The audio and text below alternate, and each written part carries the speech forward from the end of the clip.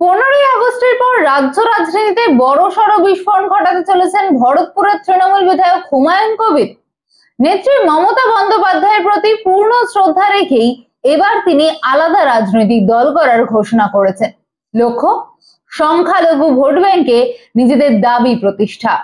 মালদহ, মুর্শিদাবাদ, দিনাজপুর, নদিয়া এই 4 জেলায় 50টিরও বেশি বিধানসভা আসনে লড়ার পরিকল্পনা। আর এই সিদ্ধান্তে চূড়ান্ত ক্ষোভের ছাপ রয়েছে জেলা নেতৃত্বের বিরুদ্ধে।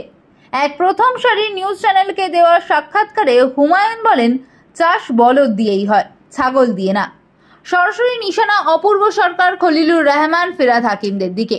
অভিযোগ, অভিজ্ঞতা থাকা সত্ত্বেও তাকে গুরুত্ব দেওয়া হচ্ছে না, বরং জুনিয়র নেতারাই শীর্ষ পদে।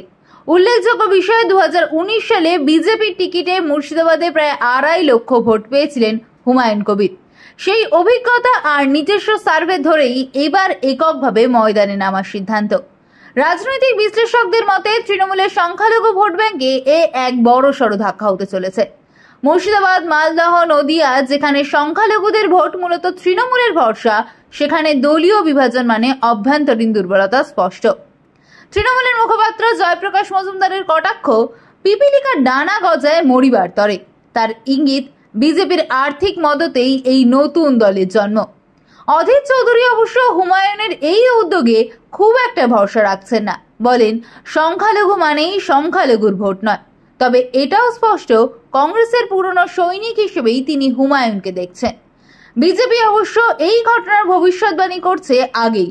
দলের নেতা জগন্নাথ চট্টোপাধ্যায়ের মতে, হুমায়ুন কবিরের পর কাসেম সিদ্দিকী, সিদ্দিকুল্লাহ চৌধুরীরাও নতুন দল করতে পারেন, এমনকি ববি হাকিমও।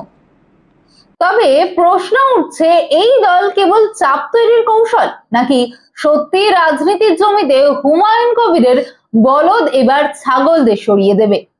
ভোট বিভাজনের পথে যদি সংখ্যালঘু ভোট ব্যাংক ভেঙে পড়ে, তাহলে 2026-এর বিধানসভায় তৃণমূলের ঘরেই আগুন লাগতে পারে। নতুন দলের নামে এখনো চূড়ান্ত সিদ্ধান্ত হয়নি, কিন্তু হুমায়ুন কবির যে যুদ্ধ ঘোষণা করে ফেলেছেন সেটা স্পষ্ট। 15ই আগস্টের পর রাজনৈতিক বাতাসে পরিবর্তনের ঝড় উঠবে কি? উত্তর দেবে আগামী দিন।